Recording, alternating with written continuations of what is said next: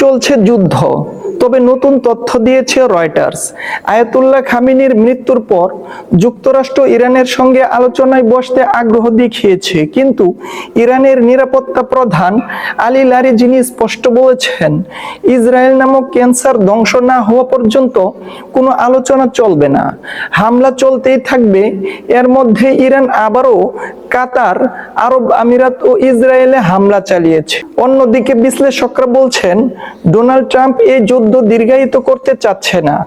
উপসাগরীয় দেশগুলোর বক্তব্যেও দেখা গেছে সংযম, কারণ খামেনির মৃত্যুকে ঘিরে অভিযোগ তাদের দিকে ইঙ্গিত করছে।